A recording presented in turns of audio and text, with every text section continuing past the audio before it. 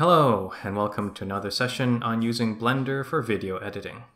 Last time we talked about how to create a mask modifier, how to take a strip in your video sequence editor and use it as a mask for another strip. So in this example, we have this meta strip, which is a black color in the middle and a white color strip around the edge. And what that does is it means anything where it's white, then the strip we're applying it to, it will be visible. But anything that's black is invisible. So that's why when we have it applied to this video here, then we can only see around the border. We can't see what's in the middle. It's like a little window, and that allows us to see the bottom video strip coming through underneath. Okay, so that's a quick recap of what we did last time. Today we're going to talk about transitions using mask modifiers. Before we get into that, let's quickly do a little review of how you would do it normally using Blender's features. So I'm going to take a copy of this scene, and I will go to strip, and I'll get rid of this color strip here. Oops, moved the mouse too quickly. All right, so we're going to create the transition right around here, at this point here.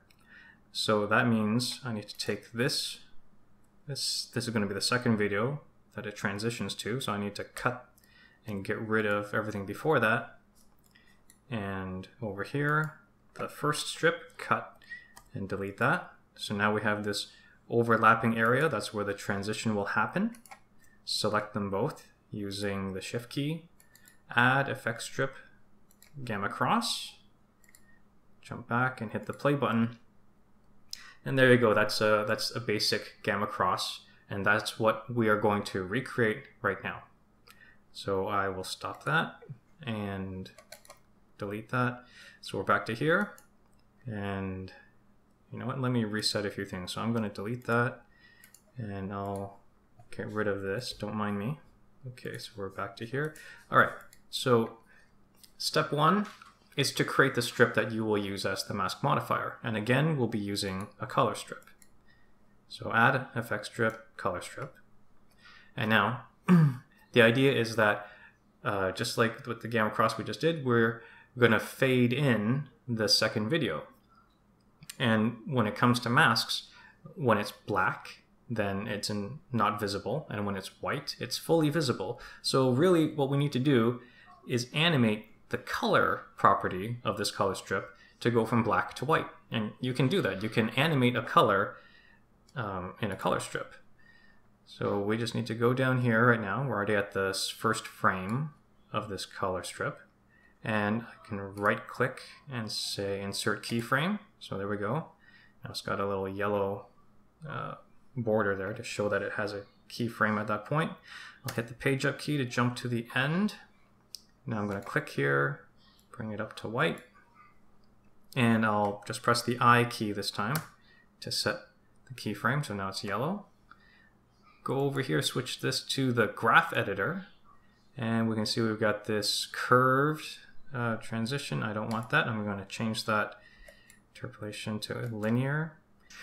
Okay, so next step is to hide this strip. So we don't need to see it now. Select the strip we want to apply it to. Go to Modifiers, add Strip Modifier, Mask, and then just click this space here and select the color strip. There, and now we can hit the play button and see how that looks.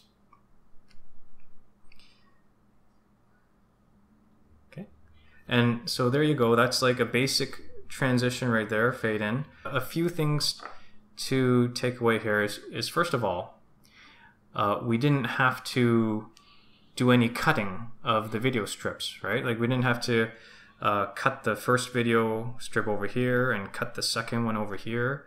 No need to worry about that.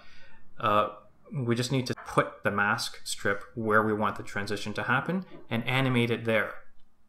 And also notice that even though the strip only exists in this portion, its effect just is applied going both directions. So that's how we do a gamma cross. Now, let's talk about how to do a wipe transition. And it's the same idea. We have to animate the strip that we're using as the mask. So I'll keep this strip, and I'll just get rid of the keyframes on the color. So I'll just say clear keyframes, and I'll bring it back up to white. And I'll also make it visible again. So what do we want to do? With a wipe transition, what ends up happening is normally that it just kind of becomes visible, right? As if someone is opening a shutter or something like that, so that you can see it. So how does that work here?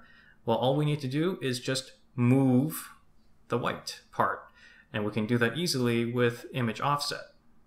If I scroll down here and enable image offset, you'll see as we change the X value, then it's basically allowing us to say, okay, this part everywhere where it's white, this is, as we increase or adjust the image offset, then that portion of the video we're applying it to will be visible. So to make sure we do it right, let's go back to the properties so we can see that here, okay, the resolution, the width of our scene is 1280. So that means if we want to do like a wipe from right to left, then what we need to do is we need to start this thing with an image offset of 1280. So I type that in, and I'll press the I key, and then we'll jump to the end. And at this point, we want it to be 0, so that it's fully in the shot. So once again, press the I key, and I'll jump back to the graph editor, and now hit the home button so you can see that's what it'll look like. So if I scrub across, you can see it starts filling up from right to left. All right, so let's finish the job here. I'm just going to hide it. And that's all I need to do, because if I go back to here, you can see it's still selected as the mask modifier for the strip.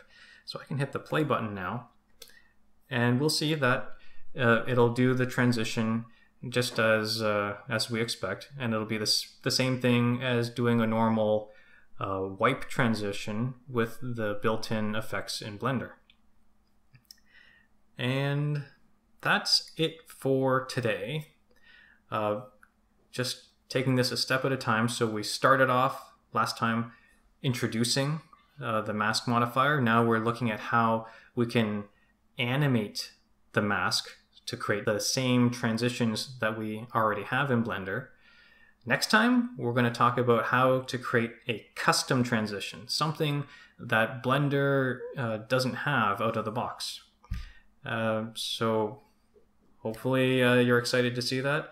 It's coming soon. So if you did like this video, please do give it a like, subscribe to see more content. That next one is coming shortly. Thanks, we'll see you next time. Bye now.